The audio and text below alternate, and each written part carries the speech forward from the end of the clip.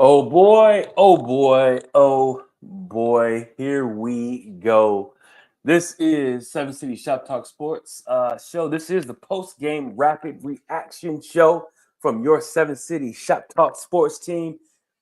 And yes, it's a happy show because it's a victory attached to the end of it or the beginning of it. I am your host, Big Law Lawrence Johnson, and of course, I have AB, the lady of the house, here at Seven City Shop Talk Sports in the building. But before we get started on this rapid reaction post-game show for the University of Virginia Cavaliers versus the Pitt Panthers, we want to thank you for joining us in another episode of our brand of dysfunctional camaraderie. And as of now, this shop is open. And AB, I'm gonna let you start it off. Let me hear your opening monologue for what we have witnessed uh, this evening. So something we said 2 weeks ago was we have to have these guys come together and say, you know what, we're gonna go out there and we're gonna do this as a team and we're just gonna get it done. And I think that's what they did tonight. You could see them coming together. You could see them working and trying to do their very best to come out with a win tonight. And shout out to Thomas for that interception at the end. That was beautiful. But, I do think there were some situational things that did play a factor in this game. A lot of injuries. I'm not going to say that we're lucky, but because, you can't really tell what would have happened. But their starting quarterback going out was a huge hit for them. And I mean, the guy that came in for them was still really good, but at the end of the day, he threw two interceptions that pretty much sealed the win for us. So I'm just glad we came off with a win. Hey, I ain't mad at how we won. It's the fact that we did win. As many games as we have lost that way, I'm gonna take this. I'm gonna stick this one in my pocket. The term is when we talk about luck. It's what is it? You make your own luck, and luck is the byproduct of preparation. So they were prepared, they were in the right spots, and they made their own luck. So for me, all right now, I'm not sure who this is on the line here, but how about it, y'all? Oh, my man James Watson. That's James Watson on there. Thank you for tuning in, brother. So my opening statement is I at halftime I changed my prediction, which I changed it to a win because I felt like us getting the ball. What's going on, Logan Lewis? Thank you for tuning in as well. Because I felt like if we got the ball and I felt like the energy was not dead. I felt like this team was the same team. And I don't want to sound like a jerk, okay? Because what we saw is the same team we've seen the entire year. Last week, I don't know what that was. Okay. But I don't want to get back into the negative. This game is exactly what we have seen and how this team has reacted to being down. Henry Davis, thank you for tuning in as well. So Logan, James, all my folks, Wesley, thank you guys for tuning in. But this is what we want. These are the kind of games. These are the kind of things that this team has been capable of all year. And what's going on, Kendra Pugh? Thank you for tuning in as well. So what is that? 5 games, a winning record, 5-4 with 3 games left. Of course, got a big game coming up against Notre Dame after this for next week, and then we got SMU at home, the final home game, and then the biggie, another biggie at the end of the year. We have Virginia Tech, and they're reeling as well. But let's go ahead and just give our team the flowers. Let's give them the flowers that they deserve for this game. Shout out to shout out to the coaching staff for having these guys ready to play, ready to go. And they were ready to go. My man James says, "Who are they most likely to beat?" We'll get to that after we finish talking about this game. But They came out, they played hard. They came out with the same energy that they had, like AB had requested. She said, "Hey, I want them to play just how they played in the first half. Come out with the energy. Come out with the spirit that you're going to score." And what's going on, my man Joseph Skidmore? Thank you for tuning in as well. Came out with the energy that we're going to score and we're going to put the pressure on this defense. We still, even though they had injuries on their end from their offensive players, our defense still played really well, and our offense did enough to slow down that pass rush, and they didn't give up nowhere near as many sacks as they did. Having your guys in the middle totally makes a difference, as you can see. Um, and yes, our defense did play well, as Peggy Moore has said. Our defense did play well. So, right off the bat, AB, what did you like about this win? I mean, the biggest thing is I just noticed the aggressiveness. Now, I watched it kind of dissipate in the first half, which is why I said at half I wanted to see the aggression back. But I mean, we didn't. We came out second half. First possession was a little rough, but I felt like the entire second half we kept our foot on the gas, and we kept on and kept on and kept on, and there wasn't anything that we like. I mean, Sanker's plays were crazy, but Yeah, we took the opportunities that we had, and we took that momentum, and we didn't take our foot off the gas at all. And that's no. what we needed. That's what we needed. Sanker, he had the block kick, then he had the interception. And then everything Look, from moving forward was just all positive. The whole energy shifted straight to UVA, and I love to see that. how about shout out to Steve? Is it Let's Thank you for tuning in, Sharonda Foley. Of course, James Watson, Antonio Appleby. Thank you for tuning in as well. Peggy saying she loves Brown. Now, this game, the player of the game, and you called his name, it has to be Jonas Sanker. This game turned because we talk about things that we see and we remember the big plays, the interception, right? Not only the interception, the return that came along with it. Okay. And then the block kick he had. Then, but before those two plays happened, those two big plays, he had a first big play when he tackled the running back behind the line to make them punt. So Jonas Sanker had went on a stretch where he was absolutely wrecking the game plan for Pitt. He was all over the court, all over the field. And my guy, I gotta say, Jonas Sanker played well, and he's a player of the game in my eyes. But I think Calandria, I was saying, I need his wheels, right, AB? I said I need him to move, to climb the pocket. He still ran out the back of the pocket. I'm not a fan of that too much. I know that he has some pressure in his face, but I still need him to continue to try to climb the pocket, and throw strikes downfield. But Xavier Brown, right? Receiving touchdown, rushing touchdown. What is the DMX song? We want X. Give me the X. Let's go.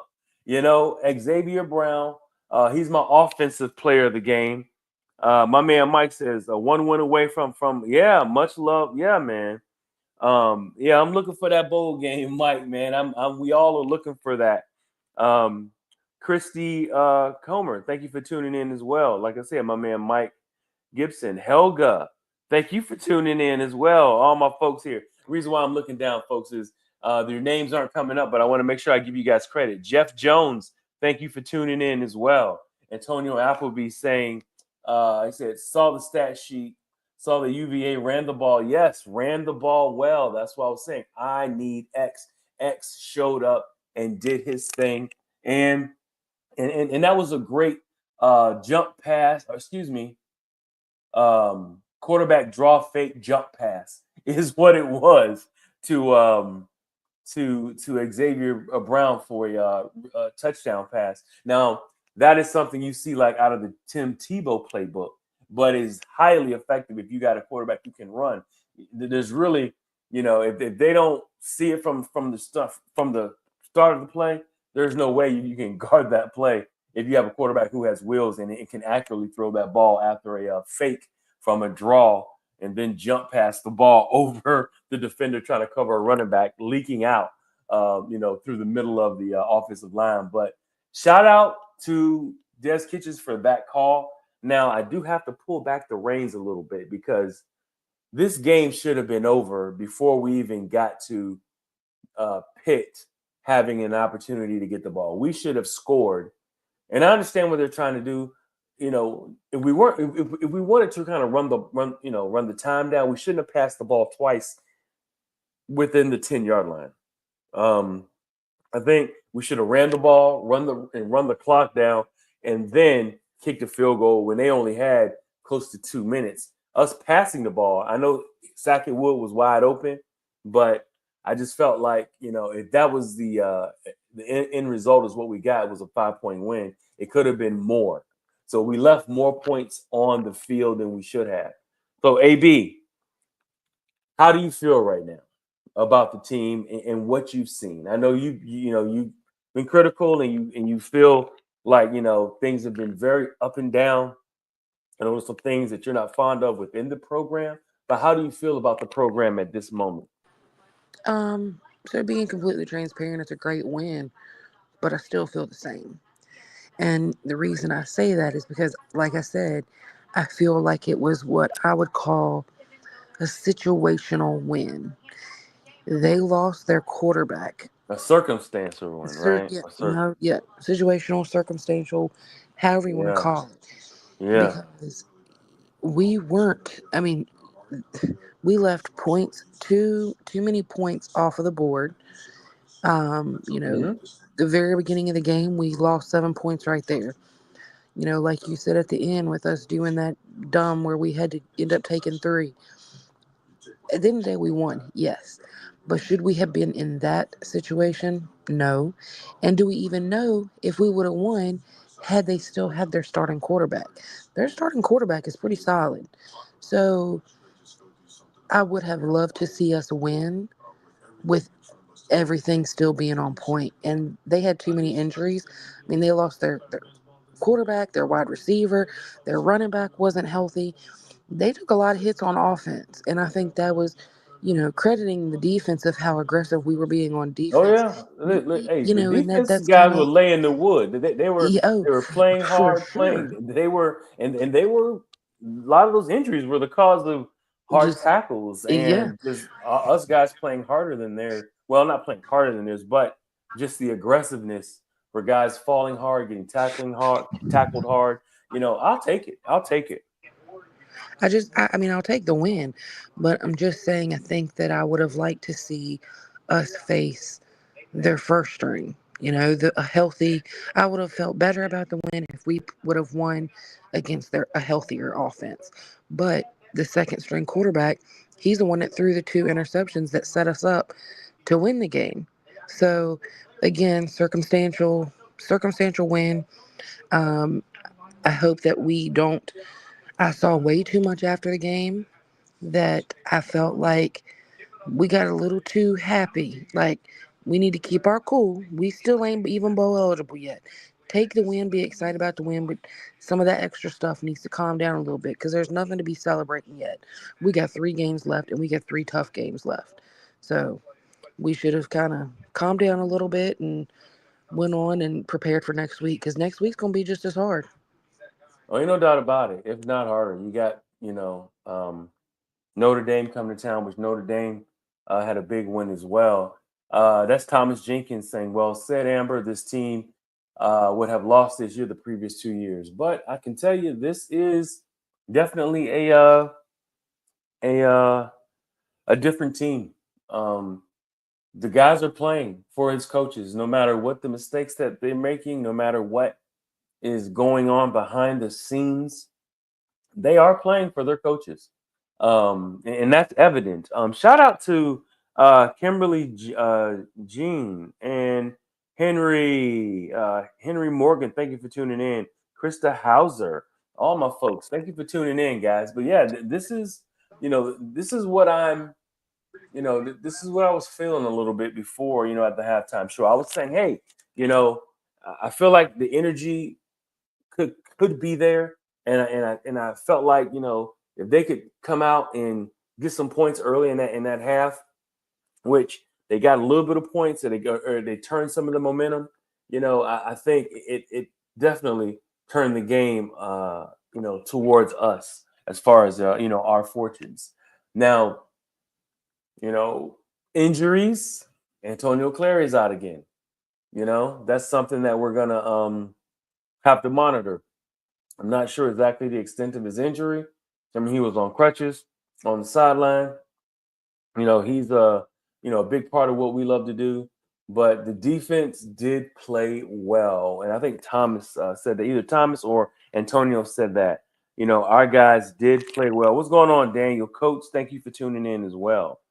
Um, Peggy says she's glad her prediction was wrong. That's the second time she has validated. She said that statement, and yes, I think we're all glad that the prediction was wrong for a loss. But you know, I gotta you know, give kudos to these young men. They've been through a lot. Right now, 5 wins, 4 losses. Crazy thing about it, this team could have more wins, just like last year, where this team would have lost, these games, and have lost these games, and would have had a worse record, but should have had an opportunity to win more games last year. This team could have had more opportunities to win this year. There's 2 games I think that they left on the doorstep. Um, and, Well, and, let's and be I real. know, The only loss that we should have right now is Clemson. There's no reason we should have played North Carolina the way we did. We were right? just completely not prepared. Maryland we should have won, and Louisville we should have won. Realistically, That's we should right. only have one loss right now, and that's the sad thing. But Yeah. you know, it is what it is. We got to play the rest. We can't even look backwards now. We just, like I said, we got 3 tough games, and it's gonna come down to who are we gonna beat to be ball eligible. My man Henry Davis is saying, yeah, this Louisville's a team we should have beat. You're absolutely right. And my man Mike, is that my man Mike there? Yeah, Mike Gibson saying, yeah, we just got to beat the team that shall not be named down in Shanksville. Yes, yes. This is, you know, I made a statement. I was like, when the football team is doing better, all things throughout the sports landscape for all colleges, everything seems better. That's just my opinion. I just feel like these guys have their they feel like they have. You can tell they're playing with confidence. Um, they're playing behind Calandria. I know that there's been some cries out for Tony Musket, and but Coach Elliott is sticking with Calandria. And Calandria, I can tell you one thing: they were bringing so much heat. They actually made adjustments this time. AB, I don't know if you noticed that, but Oh, for they sure. started using his feet. They started running. I asked for that. I said, climb the pocket, son. And they started running some quarterback leads, quarterback draws, lead draws, and he was getting, some first downs. He was getting, he was staying ahead of the stick, so to speak. That's what I was asking for, because they were bringing so much pressure. Bringing extra men. That Coach Narduzzi is a wizard when it comes to getting pressure on quarterbacks. That quarterbacks, the way you combat that is, you use your quarterback's feet, and they did. They did a great job, man. And I'm happy to see it actually come to fruition. Now, getting a win on the road in the ACC, man, it is a big deal. And this isn't the first time they've got a win on the road. Remember, they went to Wake Forest, got a win on the road. All right. So Now they got to go to Notre Dame and play um, in Indiana, and I don't know what to really say or think about it right now, but we got 5 games, y'all. 3 games left. We got 5 games. You know, can we get one of them? Someone had asked the question earlier. Um, who is this? Yeah, Mike said, yeah, Notre Dame. That's him. He's chiming in. He's saying, yeah, Notre Dame is going to be an absolute beast of a team to try to beat. But you know, another team, I believe they have one loss, so they may be undefeated. Someone give me a check on that and tell me if Notre Dame is undefeated or they may have one loss. But this was a one-loss team. This team was looking to sit pretty. They probably, I'm not gonna say they were totally looking past us because everyone that was with them in the stands outside of SMU that took L's today. So now, they have 2 losses. Only team that's left is the non-ACC team who can't win the ACC.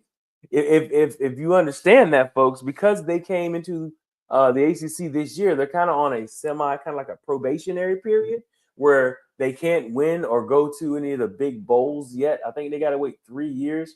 Are you clear on that, AB? How long SMU has to wait?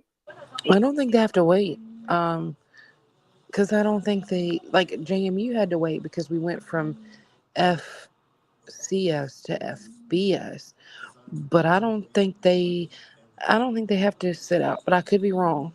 Um, I was thinking they did because they had a it was something to the effect of giving them the honor of playing in the ACC, so to speak, kind of like making them kiss the ring. It's like you can't win, or you could possibly win, but you can't go to like the bowl championship. It's something like that. It's an agreement that they allowed them in, but there's a lot of provisions on SMU now. They may win the regular season, but I don't know if they can win or go any further than that. But or they can't go to any bowl games representing the ACC. Maybe that's it. But all the big bowl games now are tournament games now. So yeah, they want they can't represent the ACC. I don't think. But my man Mike's giving it to me. Yeah, Notre Dame's 8-1, another one-loss team. This reminds me of when we beat North Carolina last year. Another ranked team that had an opportunity to do something, special, and we actually came out with the win.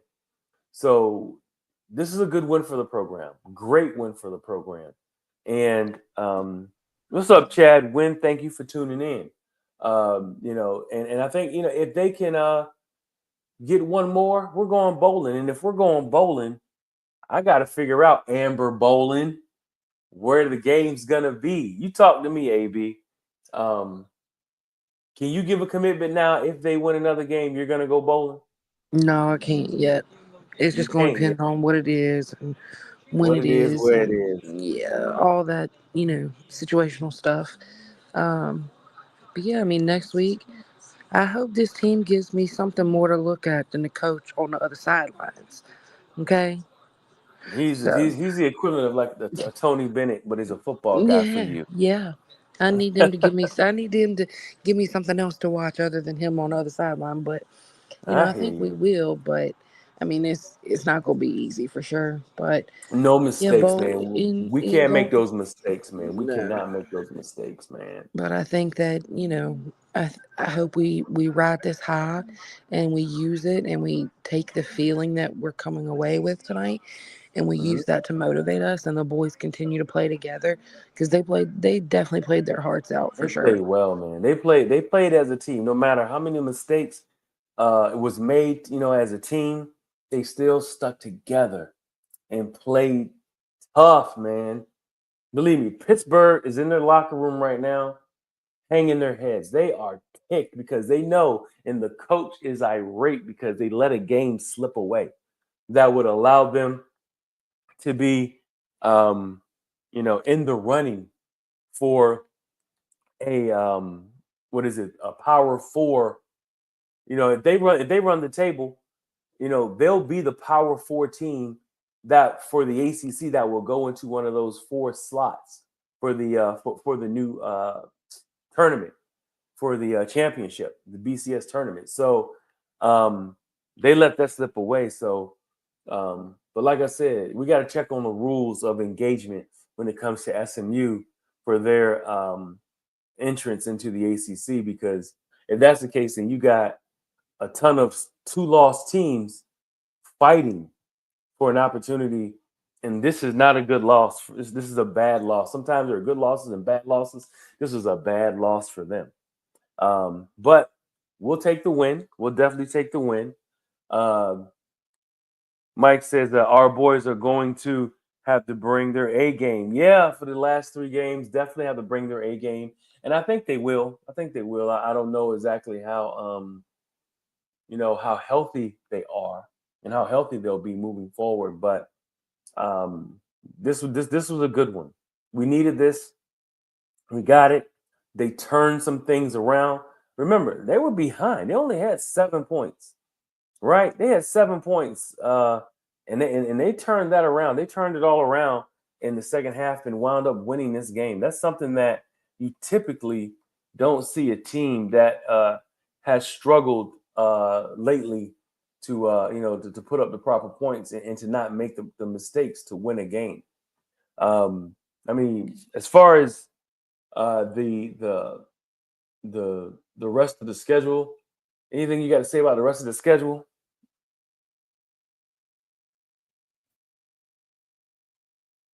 AB, anything you got to say about the rest of the schedule? No, I mean, I've said it's going to be tough.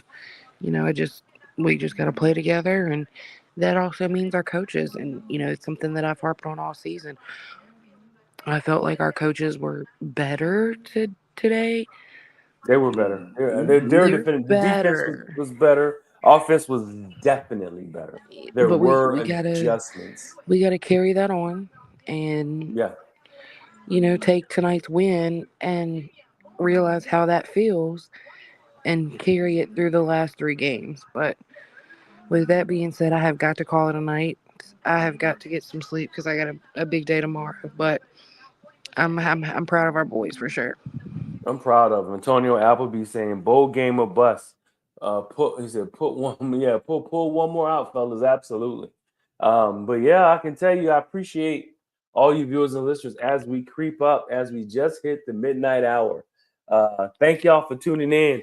Pre-game, halftime, post-game, Seven City Shop Talk is here. Make sure you guys tune in Tuesday for our regular show, and we will cover the Notre Dame or do a prediction show on that and speak about the basketball as well. Basketball game. They have a basketball game Monday, I believe it is, and we'll speak on that as well. But whew, we want to thank all of you for hanging out with us. Mike Gibson, hold on one second, folks. He's saying, yeah, he told us to come see him at the Valley Who's tailgate. Absolutely. SMU game. We feel good. Yeah, man. Yeah, we all, you know, and he says they feed us good. Yeah, they do. The Valley Who's do feed you good. But this is what I can say. Uh, the boys got to keep running, got to keep going. They need one more. Got to pull one of the threes out, and it'll be interesting to see how they play against Notre Dame. And then we got the home game against SMU. And then it's the big one, and I'm gonna have to chill because they came out and played the way that I wanted them to play today, and they came out with a victory as well. I said it wasn't going to be based off of if they won or if they lost. It was how much energy did they put into the game and how they looked. They looked well enough to win, so I don't have to go off on them. But we got to thank you for tuning in and hanging out with us. But as of now, the shop is closed. Thank you guys. I'll see you Tuesday. Wahoo Wah, 5-4, moving forward on to Notre Dame. Thank you guys. Have a great day. It's Sunday. Hey, it's football Sunday. Go check out some NFL football. I can't wait. Washington against Steelers. Let's go.